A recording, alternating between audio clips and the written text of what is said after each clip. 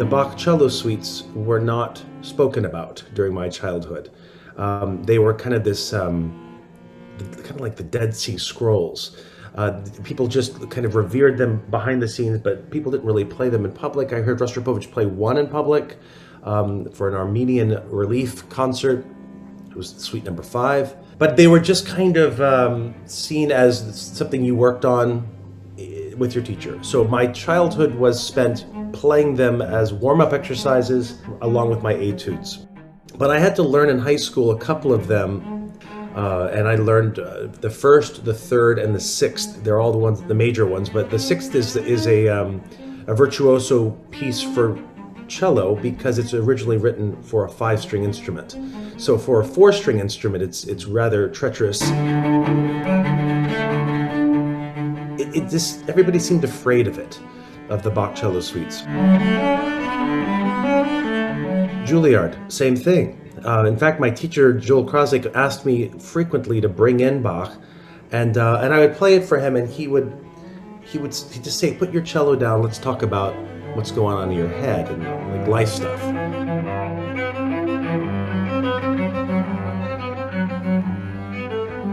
After school, meaning after Juilliard, about 5 months after being out of school, I felt very alone in the world, and I was trying to find myself. And I just opened up the Bach Cello Suites and started at the very beginning.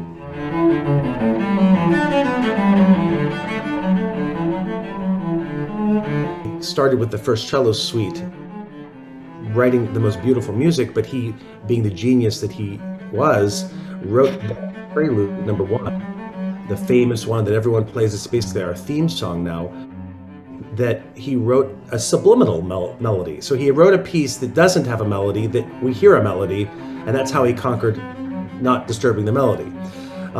That's one of the reasons I think it's so popular, because it just kind of, it's a guide.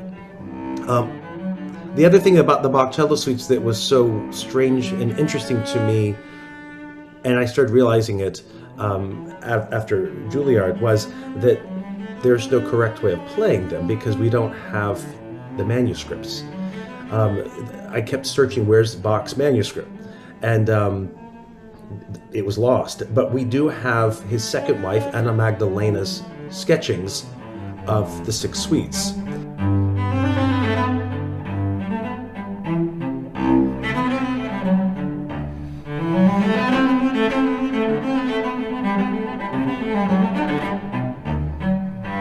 A lot of his music was found in delis with meat wrapped in it because it was just extra paper.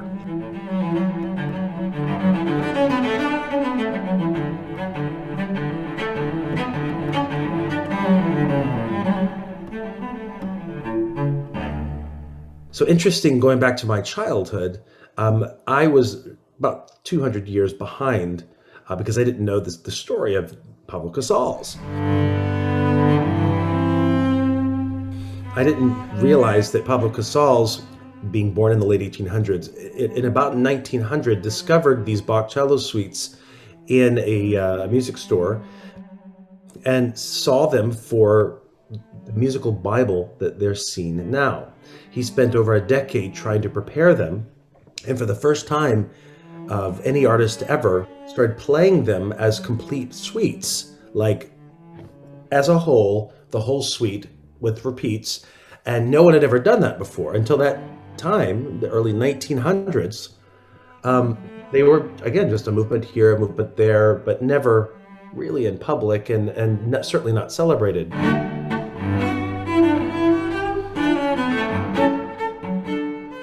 In my 20s, when I'm trying to figure out myself, I figured out myself through the Bach Cello Suites, and I began taking them out on stage and playing them, and it gave me it became my guide.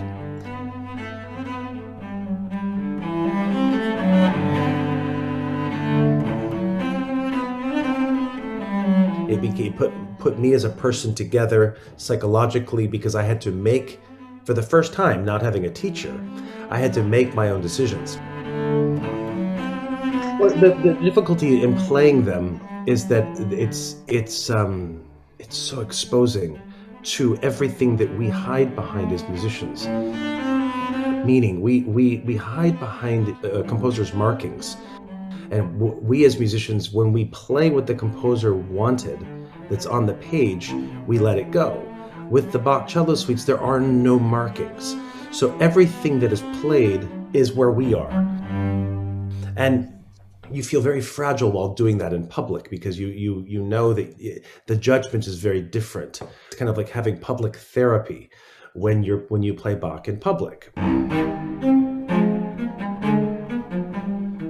And it reflects where you are. And sometimes where you are is a very nervous, anxious, fearful, insecure musician. And to walk on stage and have that be when you play Bach is horrifying. So I used the Bach Cello Suites in my 20s and early 30s as a place to find confidence. They became, again, a guide for me, and I started understanding why they were seen as the cellistic musical Bible. For those of you who understand what the Bible is, and going back to Bach being a church organist and my mother being an organist in our church growing up, and me sitting there in church for 2 services a day, every Sunday for 18 years, and how the Bible can be interpreted differently in any given moment. And it just kind of is an inspiration of renewed thought.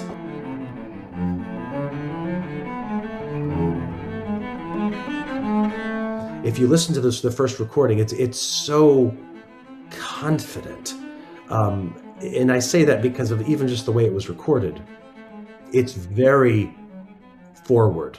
It's like I was shouting from the mountaintops. This is what I believe. I swear, this is what I believe. And there was kind of a youthful confidence to that I think it polarized people. They're like, this is an amazing recording, or this is really a lot. It's a lot of oomph. And it somehow grabbed into society, and it became #1 on the Billboard charts for about 6 weeks, and became kind of the launching pad, or what Philippa and I would call the Star Wars of my recordings. It was played everywhere.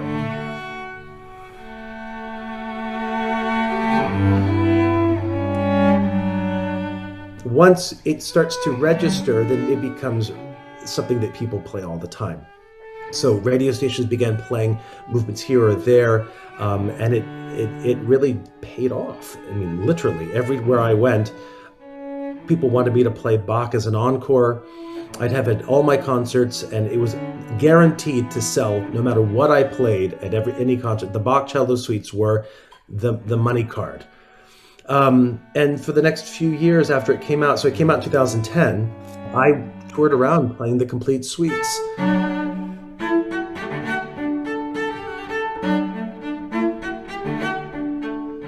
I got very burnt out on them, let's just put it that way, to say the least. I'd recorded them to let them go for a while. I wanted to take a serious break, and I did after about 2012. Then the pandemic hit, and I found myself in a really strange place. And when the world stopped in March and I just put my cello down, I didn't play my cello for weeks. I just sat in my empty house, reveling in the fact that I started realizing what home meant. Whenever people always asked me, where do you live? I said, well, I have a house in El Paso, Texas. I didn't say that El Paso was my home because I didn't really know what home meant until April. I started realizing the importance of music, again, after I got the noise to stop in my life. And I sat down with my cello, and I put the music stand in front of me, and I began playing Bach.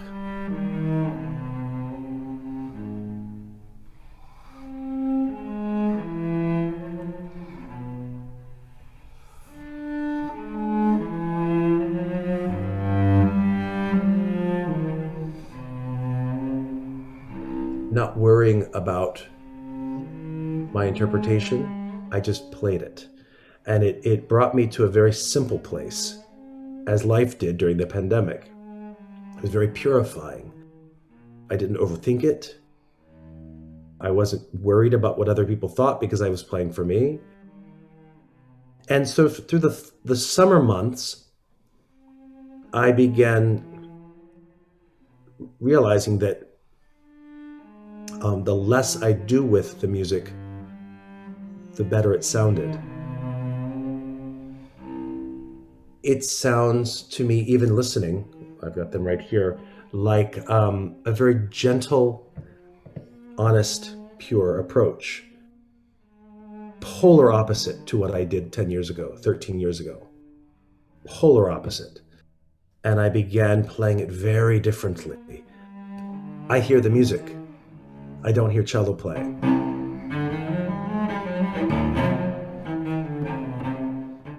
And I realized that that also gives me goosebumps because Bach's music is not, it's Bach, it's not cello, it's not organ.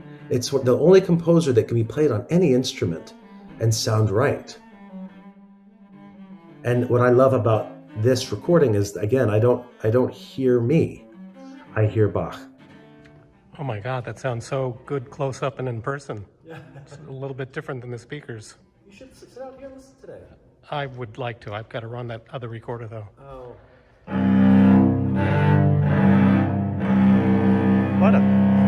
What a stunning sound.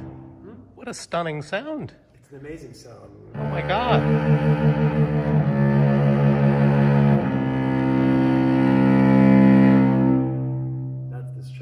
It's got extra air in it. It has this flexibility, but this burnished texture that I have really never heard before in other cellos.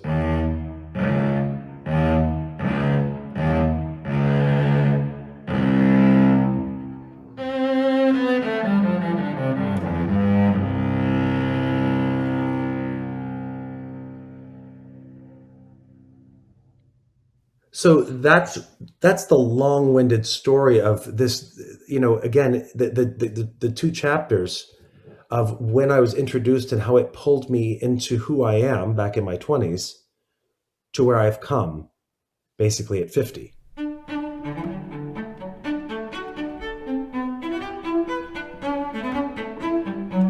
To document with you these suites during this time, which will probably never happen, knock on wood, again in our lives, is monumental. To be a rebirth, basically, as a society as well as a human being. This story, it's not about, oh, there's a new recording of the Bach Cello Suites. This is a marker in time that evolved because of the time.